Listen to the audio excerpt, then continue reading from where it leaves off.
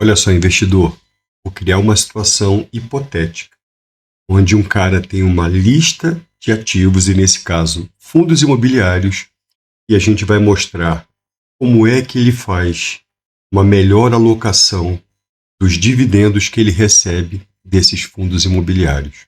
Existem vários cenários, e eu vou apontar aqui no final qual é a metodologia, qual é o método que eu uso na minha carteira para alocação dos dividendos dos fundos imobiliários. Lembrando que esse método também pode ser aplicado para ações ou qualquer outro tipo de ativo financeiro que você tem na sua carteira. Vamos lá. Então, combinado aqui eu vou mostrar o que acontece quando há o aporte dos dividendos em apenas um ativo. Criando uma situação hipotética e vou mostrar para você a consequência disso ao longo do tempo. Eu vou falar das vantagens e desvantagens, eu vou falar dos métodos de alocação e também vou falar exatamente o que eu faço. Agora, bora para o vídeo. Imagine o seguinte cenário. Você tem uma lista de fundos imobiliários que você começou a investir há algum tempo e dentro dessa lista você já tem uma diversificação de segmentos, ou seja, você já diminuiu razoavelmente o risco que corre de você investir tudo num determinado segmento. Mas você tem essa carteira desbalanceada e por uma razão qualquer, um daqueles fundos imobiliários tem um desempenho melhor do que os outros. E nesse caso, você vai pegar os dividendos de todos os fundos imobiliários e fazer uma aquisição de cotas de um fundo específico. A situação aqui é puramente educacional. Peguei exemplos, valores reais do mês de junho e estou criando aqui uma progressão de meses e você pode estender isso aí por muitos meses. Obviamente aqui eu limitei para 2, 3 meses da janela de avaliação. O que acontece? Eu peguei aqui nesse exemplo o VGA11, o GGRC, o MXRF11 e o RZTR11 como exemplos. Criei a seguinte situação. No mês de junho, o primeiro tem 4.200 cotas, o último dividendo pago foi de 13 centavos, o valor recebido, obviamente, vai ser a multiplicação desses dois fatores, então naquele mês de junho, R$ 546 de dividendos, e dá a chance de comprar 56 cotas.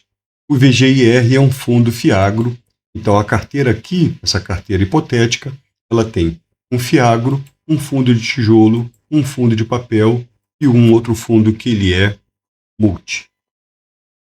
As quantidades, 4.200 do primeiro, 2.000 do segundo, 700 do terceiro e esse aqui é o menorzinho de todos, apenas 80 cotas. O resultado daquele mês, somado, vai ser os 546 mais 200, mais 70, mais 72, ou seja, o total de dividendos foi R$ 888. Então, esse número é muito importante para a gente poder utilizar na próxima etapa agora, onde eu vou pegar esse valor e vou aportar em apenas um fundo por vários meses. E a gente vai ver exatamente o que acontece. Bom, recapitulando, aqui estão os 4 ativos, aqui a situação de cada um deles, ou seja, a situação no mês de junho, e aqui o resultado que a gente obteve com a geração de dividendos naquele período. Beleza? O que a gente vai fazer agora? A gente vai poder aportar esse valor aqui, que é o valor dos dividendos recebidos em junho, e escolhemos então o ativo VGA11 para ser o nosso vencedor, o ativo que vai receber todos os aportes. Como é que a gente sabe quantas cotas eu posso comprar? Vamos lá, dá uma olhadinha aqui. O Vigia estava custando, na data desse estudo, R$ 9,78. Então, matemática é simples, a gente vai pegar os R$ 888 e dividir por 9,78. Isso dá aproximadamente 91 cotas. Eu arredondei aqui para o mês de julho, aquisição de 91 cotas. Ou seja, quando chegar julho, nós teremos as 4.200 cotas mais as 91 cotas, 4.291. Para fins desse estudo, eu estou considerando que os dividendos permanecerão e aí a gente vai poder calcular quantas cotas a gente vai poder comprar no mês de julho. Lembrando bem que o aporte total será feito em apenas um fundo imobiliário. Então eu vou comprar 91 cotas de Vigia, não vou comprar cotas desse outro fundo aqui, o fundo número 2, nem desse aqui e nem desse aqui. Ao final do mês de julho, todos eles vão render dividendos. Então, tanto o Vigia vai render, quanto esse segundo fundo aqui, quanto esse terceiro e também o último. O que nós vamos fazer com relação ao mês de agosto? A gente vai fazer de novo o aporte de todo o valor arrecadado, que agora no mês de julho foi de R$ 899,80. A gente vai jogar esse valor lá no primeiro fundo. E isso vai acontecer a cada mês e isso vai se repetindo pelo período. Ou seja, a gente fez a opção de, durante todo o período, só aportar em um fundo. O que acontece? Qual é a percepção? E aí eu estou falando de percepção. A carteira como um todo, ela é uma carteira baseada em juros compostos. Porém, para esses fundos que não estão recebendo reinvestimento, ou seja, o valor inicial está permanecendo, a sensação que dá é de que eles estão baseados em juros simples. Isso não é uma verdade, porque a carteira como um todo, toda vez que você reinveste os dividendos, você está se baseando em juros compostos. Mas para fim desses 3 fundos imobiliários, se isso perdurar por muito tempo, a percepção financeira é de que eles congelaram, então isso passa a ser juros simples. Não há o reinvestimento dos dividendos recebidos. Com base nesse estudo, quais são as conclusões que a gente chega? Primeiro, há um risco elevado quando você trata de fazer o aporte em apenas um ativo. Por quê? Porque imagina a seguinte situação. Você foi fazendo o aporte, aqui no caso no Vigia 11, porque ele teve uma rentabilidade melhor por qualquer razão. Para fins desse estudo, é isso que nós vamos considerar. Mas imagine que esse cenário mude. Se você continua aportando por longo prazo em um único ativo, e esse ativo ele perde valor a uma mudança do cenário econômico e ele cai, a queda da sua carteira como um todo vai ser muito mais acentuada. A perda desse ativo pode representar um percentual muito maior do que se a alocação fosse uma alocação diferenciada, com métodos para que cada um recebesse um percentual. Mesmo que, em um determinado cenário, você optasse por fazer o aporte um pouco maior em um determinado ativo, a sua carteira fica mais balanceada e com um risco muito menor. E é isso que a gente vai abordar agora. Olha só, se a gente tivesse que desenhar essa situação, ficaria mais ou menos desse jeito. Dá uma olhadinha aqui. Imagine que você tem hoje os ativos totalmente balanceados. Então, vamos assumir que os desenhos têm o mesmo tamanho. Eu teria aqui os 4 ativos do mesmo tamanho, ou seja, eles têm o mesmo valor investido. À medida que o tempo vai passando, à medida que esse tempo vai passando e você investe somente num deles, esse primeiro ativo tem uma tendência a ficar cada vez maior. Ou seja, quanto maior esse tempo, maior ele vai ficando com relação aos outros ativos que permanecem do mesmo tamanho. Isso eu estou falando de uma carteira que era balanceada. Lá no final, depois de 2, 3, 4, 5 anos, você vai ter um ativo cada vez maior e os outros que mantiveram o seu tamanho. Agora pensa na seguinte situação, onde você tem um problema qualquer e esse ativo cai 50%. O impacto na sua carteira vai ser muito grande, porque pode ser que naquele momento os demais ativos estivessem numa situação até favorável, todos eles aqui numa situação favorável, mas o resultado para a sua carteira naquele momento vai ser desastroso. Esse é o grande senão de você aportar tudo em apenas um ativo. O risco associado fica muito alto. Por isso você tem que utilizar algum método de alocação de dividendos, e é isso que a gente vai falar agora. Quais são os métodos? Eu vou falar sobre os 4 métodos que eu estou analisando nesse vídeo. Existem outros, o mercado apresenta aí variações, mas eu vou me ater apenas a esses 4 métodos.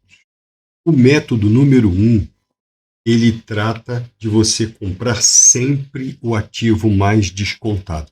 Não importa o resultado daquele mês, não importa se você tem um ativo que está melhor posicionado, você vai pegar todo o resultado dos dividendos e vai aportar no ativo que tiver mais descontado na sua carteira. Quais são as vantagens e algumas desvantagens desse método? O que acontece?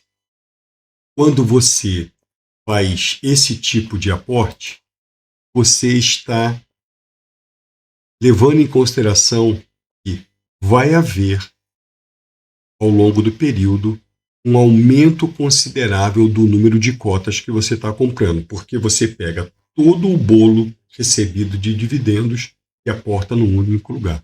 Essa tendência de você fazer o aporte em um único ativo, ele vai trazer para você algum ganho de capital se, por acaso, a cota daquele ativo valorizar no período. Então, você aumenta a quantidade de cotas e você tem um ganho de capital considerável se o seu aporte for no ativo que teve uma valorização no período.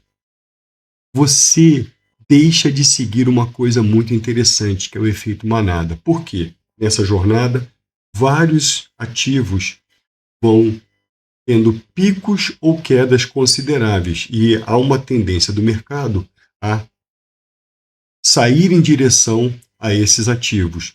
Se você segue uma disciplina, você tem uma disciplina de aportar dentro da sua carteira no ativo que tiver mais descontado, você não segue o efeito manada e aí você cria essa disciplina que é tão importante na hora de você investir. Algumas desvantagens. Com o passar do tempo, se houver uma repetição do ativo, você vai ter uma carteira com uma alta concentração de cotas e de valor em apenas um ativo. Outro aspecto, desconto nem sempre é oportunidade. O que isso quer dizer? Quer dizer que muitas vezes, por um problema de fundamento da empresa, ela teve uma redução do valor e aquilo, na realidade, pode ser um tremendo de um problema. Pode ser uma tremenda arapuca. Você vai pegar a tua grana, vai colocar só naquela empresa ou só naquele fundo imobiliário, porque o valor está descontado e você pode estar comprando um problema muito maior. E por último, você tem que ter uma atenção constante, observar relatórios gerenciais, todas as características, os fundamentos daquele FII, para ver se realmente você está fazendo o aporte naquele que tem o valor mais descontado. Já no método 2, você vai sempre comprar o fundo imobiliário que tem o menor percentual da sua carteira. Vamos assumir que você definiu uma carteira onde você vai ter 40% dela voltada para fundos de papel, 40% para fundos de tijolo e 20% para fundos híbridos. Dentre essa classificação, dentre essa distribuição que você tem na sua carteira, você vai olhar qual o fundo imobiliário que tem o menor percentual para que você possa, de alguma forma, equilibrar a sua carteira. Então, se por acaso você, naquele mês, identificou algum fundo de papel, mas a sua carteira já chegou nos 40%, você vai ter então que mudar de categoria, olhar, por exemplo, um fundo de tijolo e a sua carteira, de repente, não está ainda nos 40%, e aí você vai fazer o aporte nesse fundo. Uma vez que cada um desses segmentos atingiu o seu nível, aí você vai fazer a distribuição numa sequência: fundo de tijolo, fundo de papel, fundo híbrido, ou da melhor forma que você entender. Mas até que você alcance os percentuais de distribuição, você vai sempre olhar qual é o ativo daquele segmento que está melhor qualificado para você fazer o seu aporte. Quais são as vantagens e as desvantagens? Bom, vantagens claras. Você tem uma boa diversificação da sua carteira. Você tem um rebalanceamento sem precisar vender ativos, porque você vai deixar de comprar de um segmento e vai comprar dentro de outro segmento dentro da sua própria carteira. Você nunca vai chegar ao ponto de ter que vender as suas cotas para poder, então, rebalancear a sua carteira. E você deixa de lado as decisões emocionais. Você tem um método estabelecido onde você tem valores claros, definidos, percentuais para cada um dos segmentos. Quais são as desvantagens nesse caso? Bom, você pode ter que comprar um ativo muito caro, porque se aquele segmento da sua carteira precisa chegar no determinado nível e você seguir fielmente essa metodologia, você pode comprar um ativo que não está descontado. Na realidade, você vai estar comprando um ativo mais caro por conta do rebalanceamento da sua carteira. Você pode também perder algumas oportunidades e exige uma disciplina, porque você tem que estar muito concentrado, você tem que ter essas metas bem definidas para que você não crie nenhum desvio, senão você acaba migrando de um método para outro. O método 3 é o método mais simples que tem. É como se fosse o rodízio de carros de São Paulo. Não importa a quantidade, não importa o valor, você vai correndo uma lista da sua carteira e vai fazendo o aporte a cada período. O método 3 é simples desse jeito, mas ele também tem vantagens e desvantagens. E a gente vai ver agora quais são. Bom, de cara, uma das vantagens, ele é o método mais simples que tem.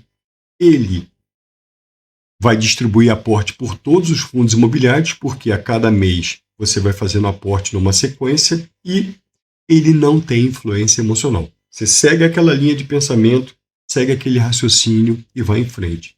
Quais são as desvantagens? Você passa a ignorar o preço dos ativos. Você não faz uma análise fundamentalista, você não faz uma análise das informações gerenciais que são distribuídas para você. Você simplesmente vai seguindo uma sequência. Ele também não permite um rebalanceamento da sua carteira. Por quê?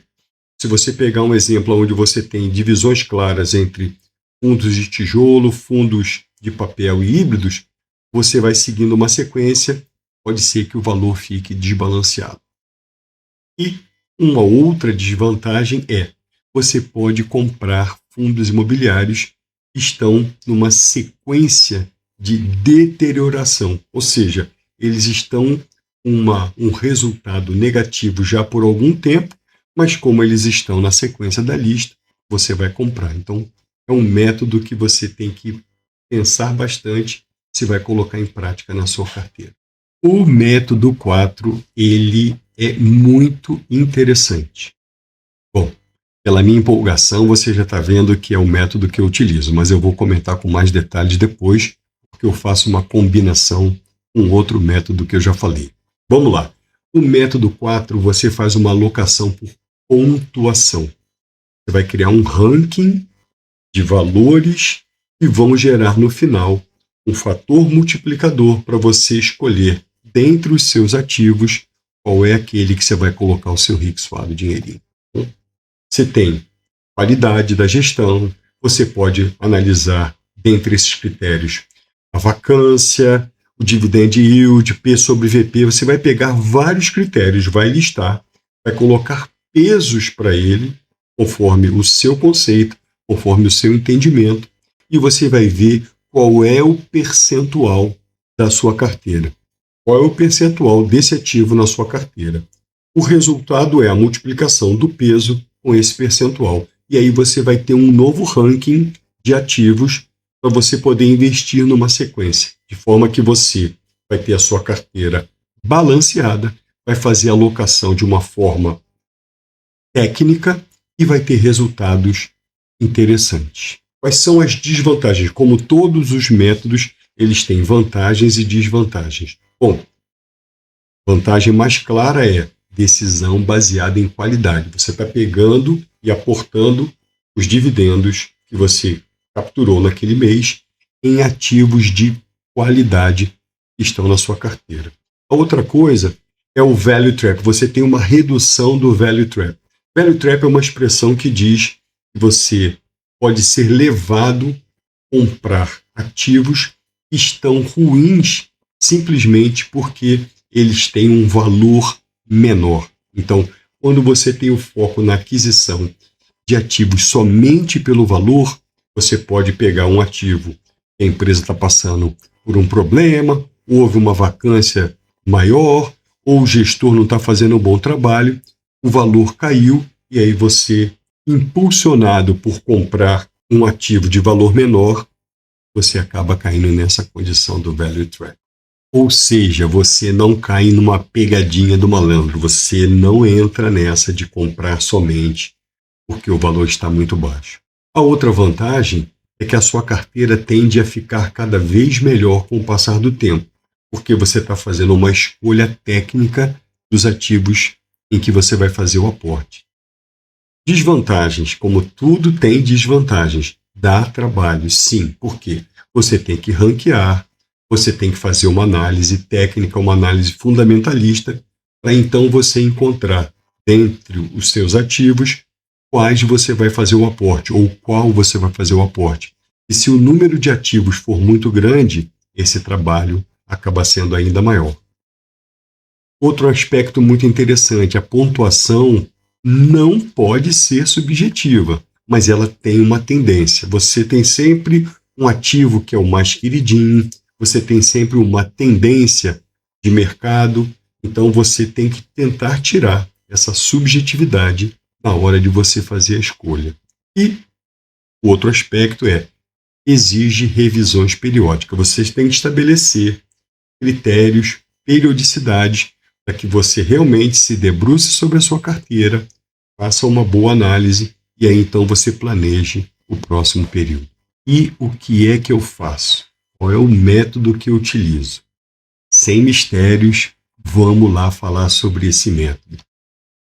Eu faço uma combinação de dois métodos, o método 2 e o método 4.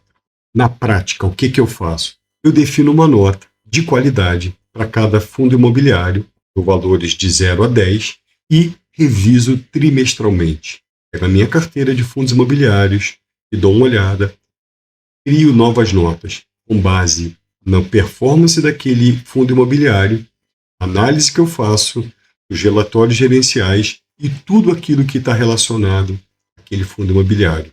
Eu defino um peso-alvo, eu tenho que saber qual é o percentual que eu quero daquele fundo imobiliário na minha carteira. Então, ele vai ter um valor. Cada mês, quando eu recebo os dividendos, eu dou uma olhada e vejo quais são os fundos imobiliários que estão abaixo daquela minha meta percentual. Então, o valor qualitativo e a meta percentual têm que trabalhar juntos.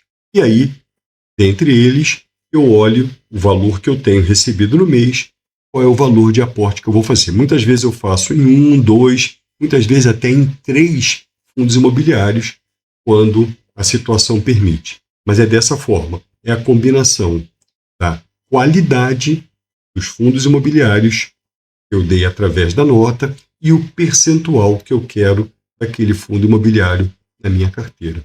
Combinação do método 2 com o método 4. Olha só, vamos dar uma olhada se eu cumpri aquilo que eu prometi. Vou voltar lá no primeiro slide. Eu falei sobre o problema de fazer o aporte em um só ativo. Eu falei das vantagens e desvantagens. Eu falei sobre 4 métodos de alocação e falei também o que eu faço com a minha carteira de fundos imobiliários. Lembrando só um detalhe: o que você faz, essa metodologia usada para fundos imobiliários, se aplica também a outros ativos, ações e etc.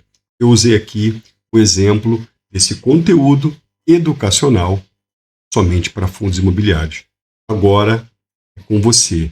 Pega esse vídeo, manda para quem precisa dessa informação, me ajuda dando um like, passando esse vídeo para outras pessoas, fazendo algum comentário, porque é dessa forma que esse vídeo pode alcançar mais pessoas que precisam dessa informação.